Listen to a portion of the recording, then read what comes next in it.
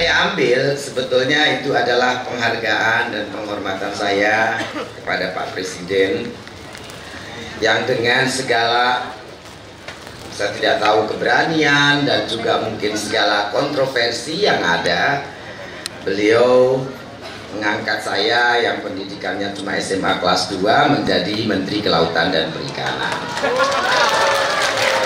Saya ingin membuktikan bahwa pilihan beliau tidak salah. Dan gelar doktor yang saya terima juga melewati uji kompetensi. Karena tanpa uji kompetensi saya bilang saya tidak mau menerima gelar doktor tersebut. Jadi saya diuji oleh, kalau tidak salah, 12 profesor ya Pak Sarif. Tanya jawab dan lain-lain, dan alhamdulillah nilainya 9 katanya. Jadi aslinya, sebetulnya aslinya saya ini pinter gitu. Kata Pak Profesor, bukan kata saya loh Pak. Saya dari beberapa bulan yang lalu sudah notify karena saya pikir sangat krusial HNSI untuk saat ini segera berkonsolidasi. Sudah hampir 3 tahun pemerintahan baru melakukan beberapa program lewat Kementerian KKP dalam menjaga misinya Presiden Joko Widodo, di mana visi misi dalam memerintah beliau menginginkan Indonesia menjadi poros maritim dunia. Yang kedua, menjadikan laut masa depan bangsa.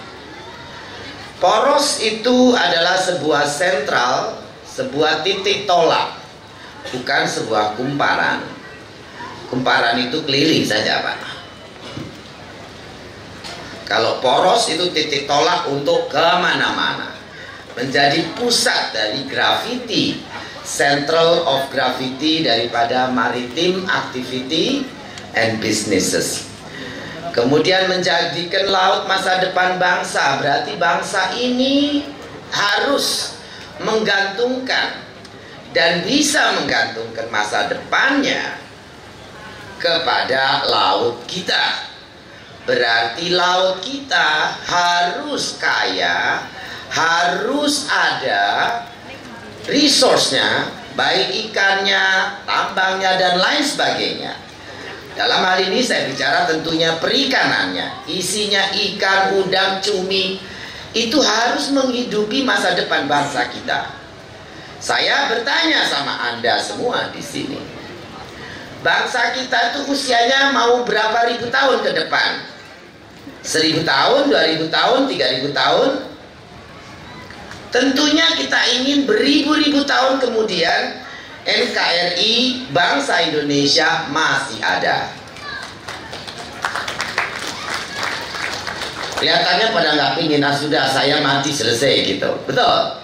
Yang semangat cuma Pak Panglima dari Bang Babel ini, yang lain tidak ada tepuk tangannya. Apakah bangsa kita mau sampai cicit kita saja? Tidak. Kita ingin Indonesia sampai 100 of century itu masih di sana, beratus abad kemudian Indonesia masih berdiri dan tetap menjadi bangsa, tidak turun dalam hal populasi, tidak turun dalam hal ekonomi. Sekarang kita menduduki nomor 5 untuk populasinya, tetapi secara ekonomi kita masih jauh di belakang. Perikanan Indonesia, waktu saya masuk KKP, ekspornya menduduki nomor 3 di Asia Tenggara. Itu adalah ironi yang luar biasa. Kita tidak boleh lagi bangga dengan itu. Saya kenapa begitu keras dalam menjalankan policy memerangi illegal unreported fish, unregulated fishing, atau yang dinamakan pencurian ikan, illegal fishing. Karena itu tadi posisi kita nomor 3 di Asia Tenggara. Laut kita nomor 2 di dunia panjang pantainya. Itu kan kontradiksi dan ironi yang mestinya kita tidak boleh diam saja. Saya tahu tugas saya tidak mudah dan sangat berat. Harus mengurai mata rantai kegiatan illegal fishing yang sudah dekade berjalan di negeri kita. Satu, kita nomor 3 di Asia Tenggara ekspornya. Yang kedua, jumlah rumah tangga nelayan tanpa kita sadari dari hasil sensus 2003 ke 2013 turun dari 1.600.000 menjadi 800.000 saja. Kenapa? Karena jadi nelayan nggak bisa lagi hidup. Kenapa? Karena ikan nggak ada lagi, kurang. Nelayan berangkat 10 perahu, yang satu dapat sudah untung. Makin susah. Saya bisa cerita karena saya mengalami sendiri. Saya adalah bakul ikan, Pak, dari kota Pangandaran. Saya beli ikan di TPI. Saya jalan ke Cilacap. Tahun 85 sampai tahun 90-an. Saya hari-hari naik motor dari Cirebon ke Gebang, sampai ke Kluwut, sampai ke Pamanukan, Losarang sana. Cari udang, cari kodok. Saya tahu sekali bagaimana itu dari masa kejayaan sampai turun tidak ada lagi pekerjaan. Karena ikan dan udangnya tidak ada. Saya tahu di sini Sadeng sampai ke Sadeng sana karena nelayan Sadeng bisa nangkap lobster karena nelayan dari Pangandaran datang dan mengajari. Betul tidak? Lobsternya banyak. Saya biasa dapat dari masyarakat di sini 5 kintal 1 ton. Betul tidak? Sekarang 1 kilo pun nggak ada, ya sama. Pangandaran dulu 2 ton sehari. Akhirnya tinggal 20 kilo, 10 kilo. Saya tadinya nggak tahu, Pak Solihin dan bapak-bapak semua. Kita pikir nelayan saja, kalian tuh yang bertelur diambil, yang kecil diambil, makanya nggak beranak lagi. Saya bilang jadi kurang. Mata jaring dari 4,5 inch kecil. Akhirnya mungkin 1 hari pakai kelambu nyamuk untuk tangkap ikan lobster. Hah? Ya enggak keburu, soalnya ikan udangnya juga udah nggak habis. Udah nggak ada, jadi nggak perlu lagi kelambu nyamuk karena udah nggak ada. Nah itu persoalannya. Akhirnya setelah saya di KKP tahu juga, Pak, ternyata bibit lobster itu ditangkapin, dijual ke Vietnam. Benur-benur lobster yang seperti kaca, baru 5 gram, 10 gram, dibeli oleh tengkulak-tengkulak atau bakul-bakul pengusaha-pengusaha, dikirimnya ke Vietnam. 1 hari sedang musim begini, Mei Juni, bisa 1 juta sampai 2 juta ekor. Dibeli dari nelayan 5.000, 10.000 atau 15.000 perak. Kalau itu di laut besar, 1 ekor lobster yang 200 gram sekarang berapa tuh harganya? 100.000 lebih. Betul tidak? Kita panen lebih awal, kita jual. Undang-undang tidak melindungi plasma nutfah kita. Akhirnya habis. Lombok, Banyuwangi, Jember, saya dengar kemarin juga Tulung Agung, Jogja, saya belum udah ada juga mulai pengambilan. Kalau itu diambilin, bagaimana Bapak punya lobster besar? Nah kalau tidak ada lobster besar, bagaimana ada telur lobster lagi? Bagaimana nanti ada bibit lagi? Betul nggak? Apa bibit itu timbul dari buih air? Saya mau tanya.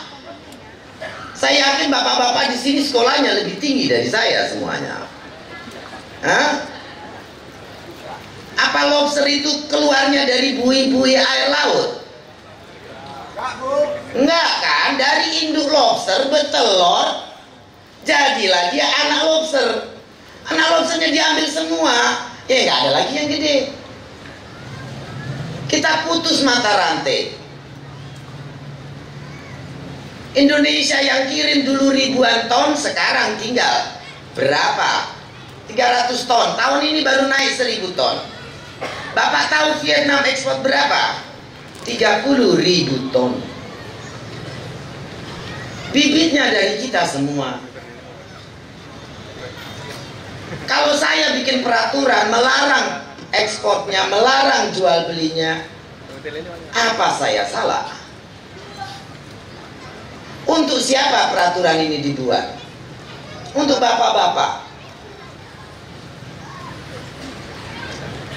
Dalam waktu yang sama sensus berkurangnya nelayan, itu juga perusahaan 115 tutup atau gulung tikar.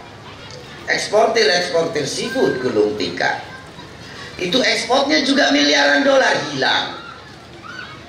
Kenapa ya? Ikan tidak ada.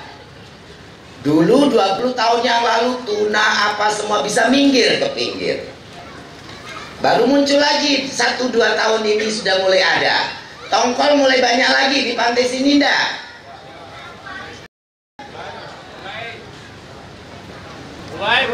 Mulai ya. Ya karena dulu semua dipasang rumpon di tengah laut. Ini juga saya mohon kepada TNI, Angkatan Laut dan PSDKP untuk tetap Bakamla. Saya ingin Indian Ocean ini semua fish aggregative device itu semua disikat, dihabiskan semua. Karena kalau tidak akan ada induk ikan besar ke pinggir lagi. Dan mereka akan dengan seenaknya mancing di high seas kita. Karena sebetulnya karakter ikan itu ya akan ke pinggir untuk kawin, untuk beranak. Kalau di tengah dicegat oleh rumpon yang seperti pagar, ya tidak akan ada kami-kami di pinggir-pinggir ini nelayan-nelayan untuk bisa menikmati ikan-ikan dan udang-udang yang besar-besar. Jadi ini juga tugas selain illegal fishing, kita juga perang melawan fish aggregative device atau FAD. Di mana kemarin waktu saya kunjungan ke Eropa, Commission Uni Eropa juga mulai membahas fish aggregative device. Karena apa? Karena mereka telah membuat miskin banyak negara-negara Afrika, negara-negara Pasifik, karena mereka ya tidak tahu ikannya pada kemana, nggak pada datang lagi, tidak ada. Karena apa? Di tengah dia pasang beratus-ratus kilometer, dalamnya ribuan meter, rumpon-rumpon raksasa, sehingga ikan itu tidak lagi ke pinggir ke tempat kita. Kita jaga Banda sekarang dari pencurian ikan. Karena apa? Karena Banda 68% tuna kita datang dari Banda. Dari seluruh dunia datangnya dari sana. Bibitnya, breeding zone-nya ada di Banda. Tapi kalau induknya tidak mampir ke Banda, ya apa yang kita jaga? Saya bicara seperti itu di Commission Eropa dan mereka agree, dan mereka memang sedang membahas. Jadi sebetulnya sama dengan apa yang telah kita programkan. Jadi sedikit selingan cerita tadi. Nah, kembali kepada misi pemerintah. Saya di KKP membuat 3 pilar utama dalam hal melaksanakan program mendukung visinya Pak Jokowi. Yaitu 1, kedaulatan. Kedaulatan bukan kedaulatan dari sisi militer atau pertahanan. Itu tugasnya Dephan, TNI, kemudian dari keamanan tentunya Polri. Kita mengawal kedaulatan itu dari sumber daya laut atau sumber daya perikanan kita. Yang kedua adalah keberlanjutan. Keberlanjutan ini erat kaitannya dengan laut masa depan bangsa. Kalau kita tidak jaga, kalau kita tidak pelihara, kalau kita tidak konservasikan, itu ikan akan habis. Kita harus ingat, yang kita tangkap itu makhluk hidup. Makhluk hidup itu ada. Karena apa? Karena mereka beranak pianak, beregenerasi. Kalau mata rantai regenerasi ini kita putus, maka ya akan habis. Itu hal yang sangat logis. Nah, saya mengawal keberlanjutan ini supaya pasti bahwa anak cucu cicit kita ini terus bisa menikmati hasil perikanan kita. Yang ketiga, kesejahteraan.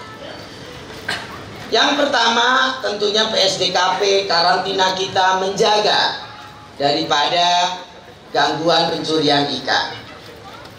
Kita sudah sangat luar biasa beruntung dibanding negara-negara tetangga kita lainnya. Dengan memulai perang terhadap illegal, unreported, unregulated fishing 2,5 tahun yang lalu,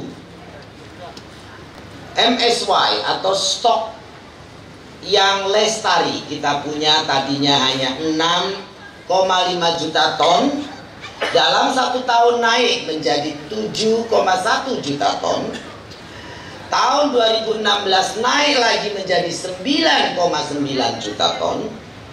Dan terakhir tahun ini mungkin akan keluar angka diperkirakan sekitar 12 juta ton lebih.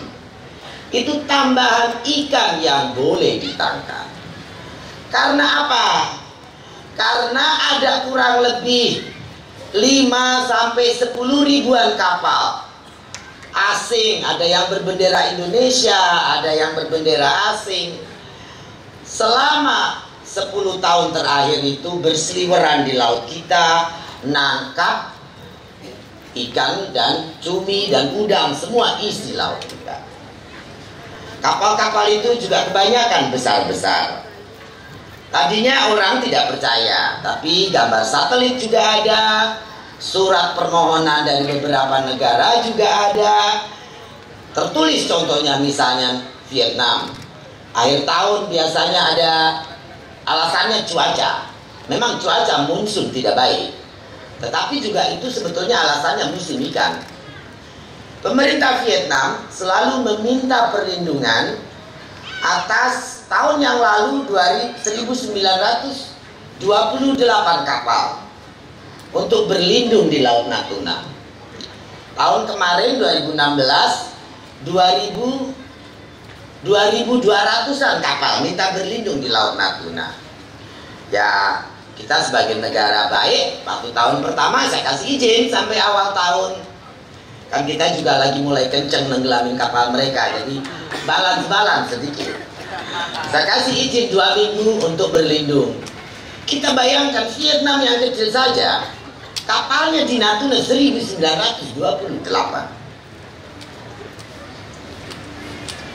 Di Natuna, belum lagi Thailand, belum lagi Filipina, belum lagi China.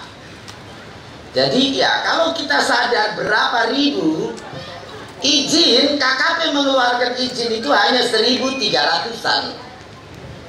Tapi izinnya satu itu di kopi, kapalnya banyak. Saya tanya sama bos-bos besar itu, saya panggil ke kantor satu-satu. You bikin izin berapa? Ya 10. Kapalnya ada berapa? Kau kopi berapa? Ya 3. Saya bilang tidak percaya, ya 5. Nggak percaya, ya 10 kata. Jadi kalau izin ada 1.300, di kopi 5 saja sudah jadi 7.500. Kalau di kopi 10 ya 13.000 kapal. Luar biasa. Yang terkecil kapal Vietnam ukurannya sama pambot Filipina. Nah itu 70-80 GT sampai 120 GT. Yang China, Thailand di atas 200 GT rata-rata kapal. Bapak tahu ukuran jaringnya berapa? Pursain mereka sama gillnetnya sama trollernya. Ada yang tahu berapa kilometer? Ratusan kilometer per kapal itu. Kalau yang 200 GT itu biasanya 150 sampai 200 kilometer panjang jaringnya.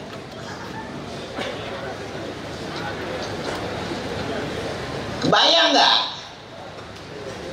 Kita bilang laut kita luas, ya saya bilang coba hitung saja Maluku dari ujung utara sampai selatan. Itu cuma 700 sampai 800 kilometer saja. Kalau kapal 5 berderet sudah selesai.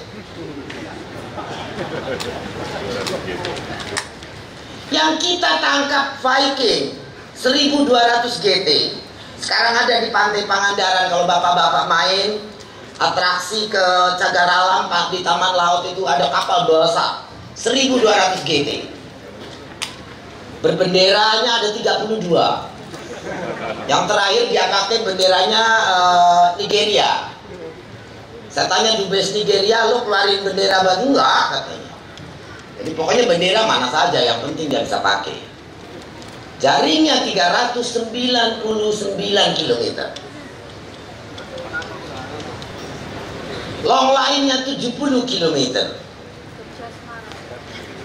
Dan long line rata-rata Jepang, Taiwan itu rata-rata 150 km long line-nya. Mata jaringnya mata pancingnya berapa? At least 10.000 paling sedikit.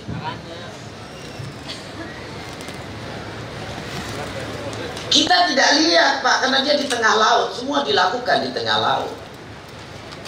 Orang kita banyak tidak tahu. Saya sadar beberapa oknum dari aparat kita, dari KKP, dari aparat TNI, Polri juga, dinas juga, semuanya pasti ada oknumnya yang terlibat di dalam. Dan kita ingin menyelesaikan persoalan ini. Saya bicara sama Pak Presiden, Pak, saya tidak akan menghukum siapa-siapa dari bangsa Indonesia. Saya juga tidak akan menghukum pengusaha asingnya selama mereka mau kooperatif dan berhenti. Tapi kita mesti jelas, kalau setelah ini masih melakukan, ya kita sikat. Perlu tenggelamkan sama kapalnya. Setuju gak? Tapi kalau sama orangnya kena HAM nih gunanya. Jadi akhirnya kita ambil kebijakan penenggelaman kapal. Kalau kita kemarin Pak Wakasal bicara dalam pidatonya, laut itu tidak mungkin kita pagar. KRI, patrolinya polisi, Bakamla, patrolinya KKP, Bea Cukai dideretkan itu 20 km aja nggak bisa. Nggak akan cukup 20 km. Karena panjang kapal rata-rata 40, 60, 100 meter. Di total kapal kita untuk perang di deret nggak bisa pagar laut kita. Bagaimana caranya? Satu, deterrent efek jerah. Yang kedua, kita konsisten supaya dihormati dan dihargai. Orang tidak mau main-main sama kita. Nah, kalau orang mau main-main sama kita dengan negara seluas ini, kita juga habis, tidak bisa juga. Jadi ya kita harus buat mereka respect, mereka jerak. Nah, ini hanya bisa kalau kita punya konsistensi tinggi, punya integritas tinggi.